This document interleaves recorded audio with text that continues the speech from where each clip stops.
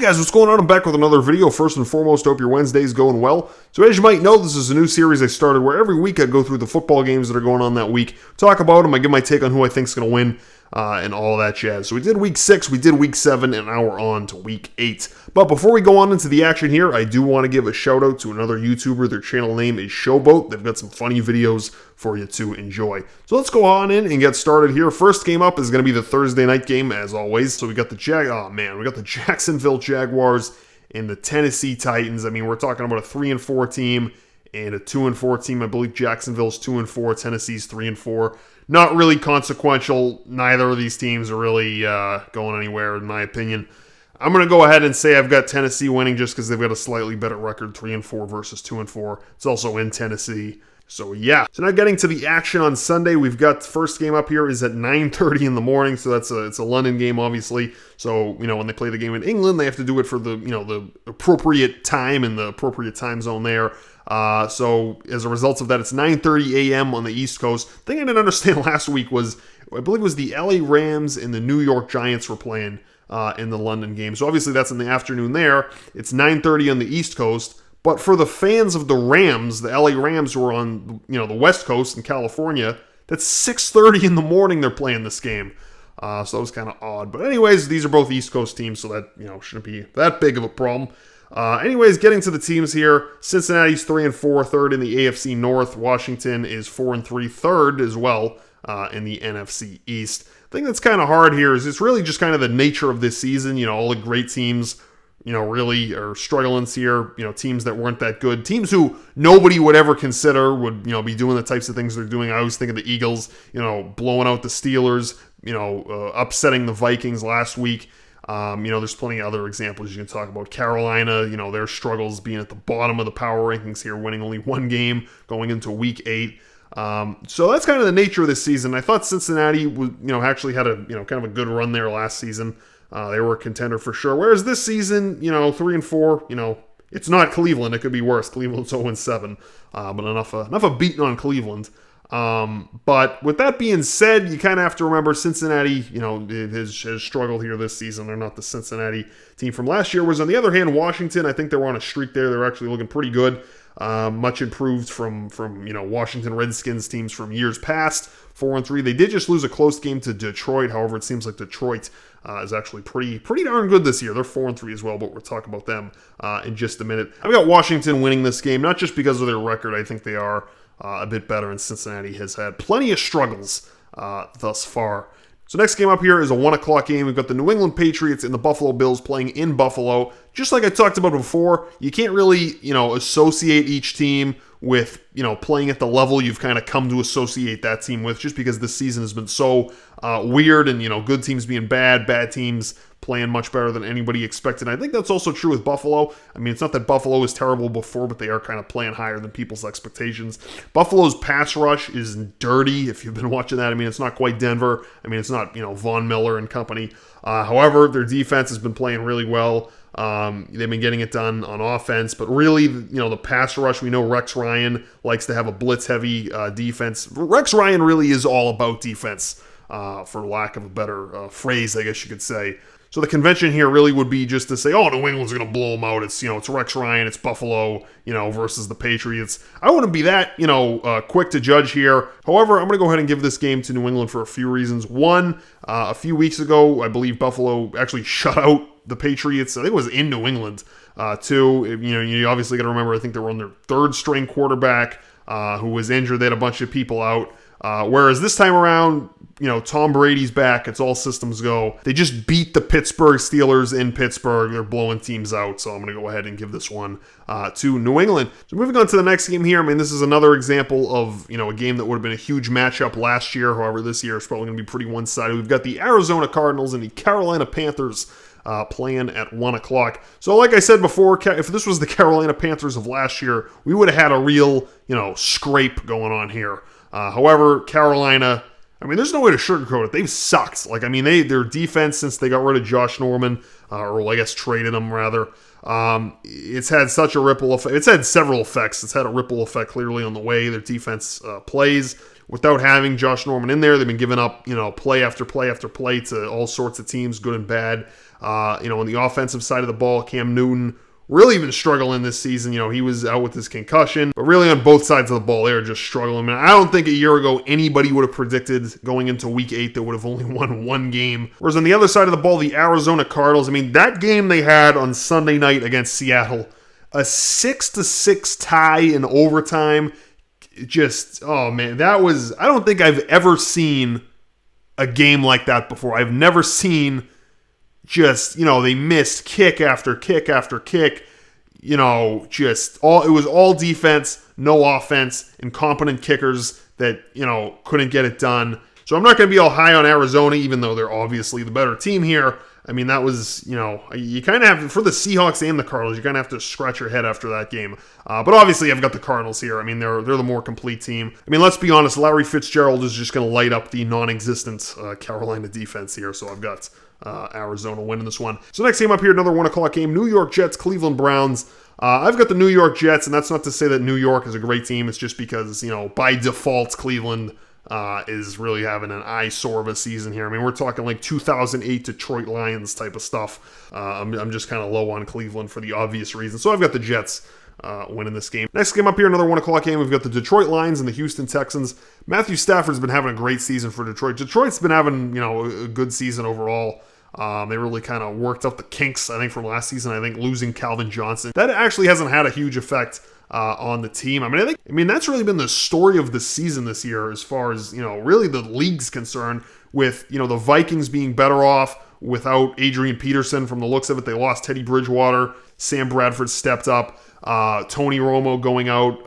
What's his name there? Dak Prescott stepping up. Just replacements being better than starters has really been the story of the season this year. So anyways, with that being said, I think that Detroit's been performing a lot better than people would have thought. On the other hand, Houston, man, if you saw the game against Denver, with Houston there, Osweiler looked completely.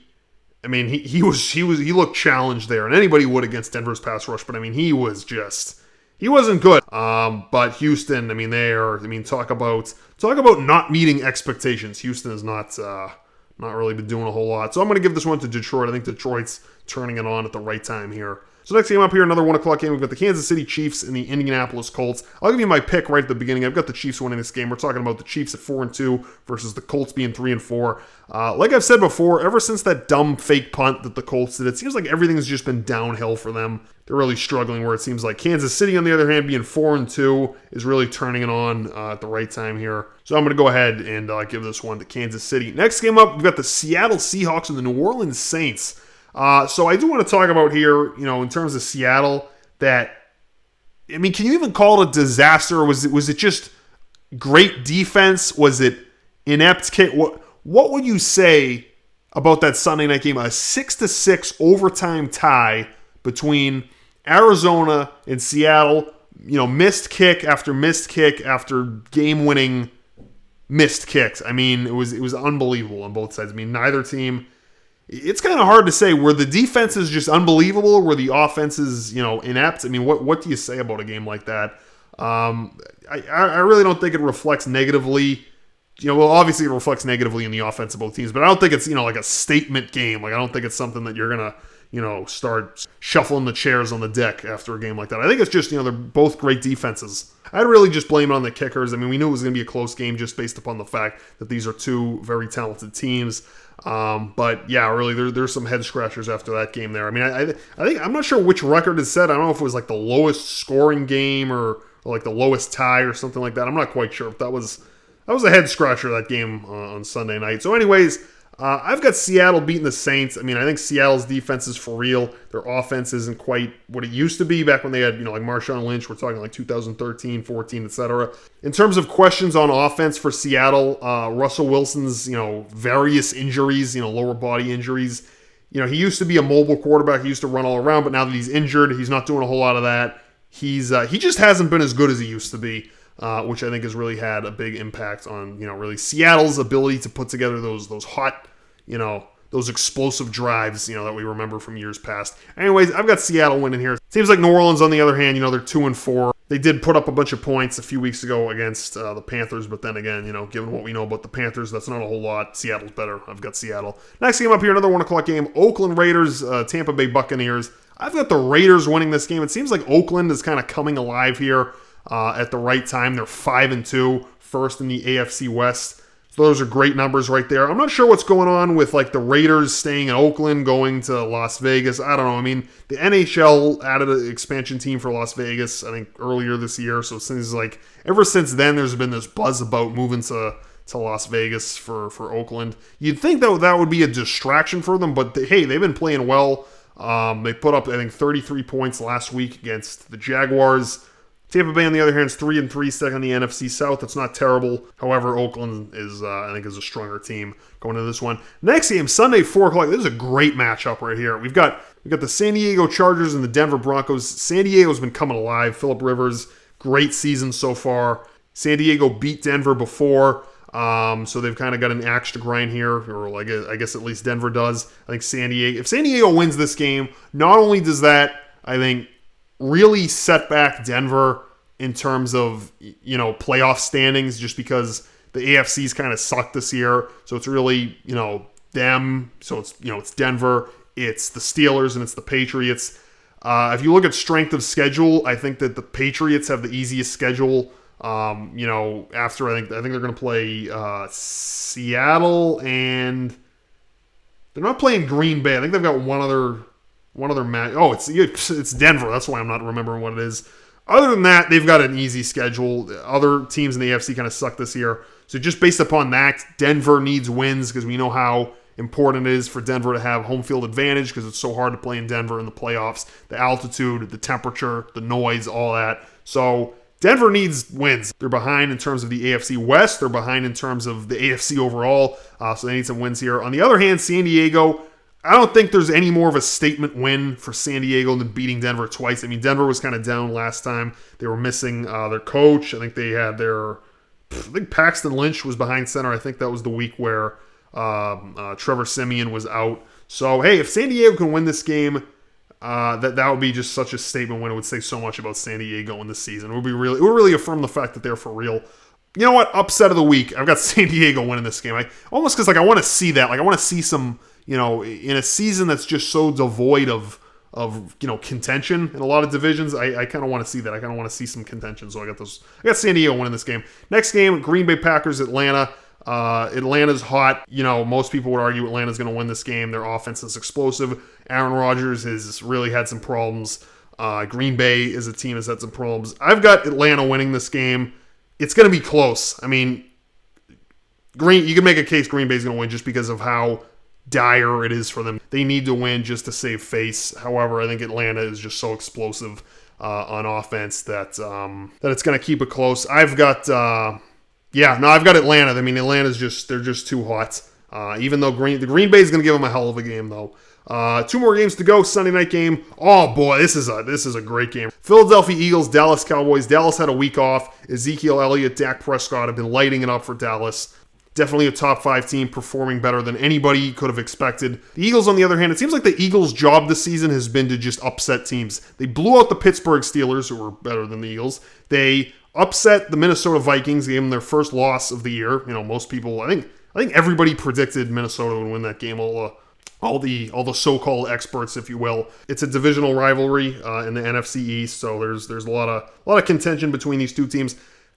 I don't want to sound like I have too many upsets this week. I've got Philadelphia winning this game. This season, the Eagles' job is to just upset teams because they've been doing a good job at it, and I don't see why it's going to stop here. I mean, obviously, on paper, Dallas is a stronger team, but hey, you never know what's going to happen. I think that's really been the story of this season. Last game here, this is a real bummer game to end off with here. Got the Minnesota Vikings and the Chicago Bears. Obviously, I've got Minnesota winning this game. Minnesota's a strong team. Chicago they haven't really been about a whole lot this season. Minnesota got really, I don't want to say embarrassed, but they lost to the Eagles coming off of their bye week there. So Minnesota has an axe to grind. They're trying to get that momentum back, which they had quite a bit of going in the bye week. But like I said in the video before their bye week, during, and I guess even now, I kind of cautioned against that. I mean, that seems to be kind of a phenomenon here where teams going to a bye week, teams that had a lot of momentum, they come out of the bye week and they just, they lose that momentum, and it's kind of hard to get that back. You can make the same case about Dallas. Dallas also had a bye week last week, so we'll see if they're just as hot and as explosive as they were. But I've got Minnesota winning this game for the obvious reasons. So with that being said, that's going to do it for this week's football picks and predictions. I hope you enjoyed this video. If you did, please leave a like, comment, subscribe, and that sort of thing. If you have any suggestions for how I can improve this video, I've tried to make it shorter, as you can see here by the shorter running time. But really, any other suggestions, I'd love to hear them, so let me know. Other than that, that's going to do it until next time, guys. Thanks for watching.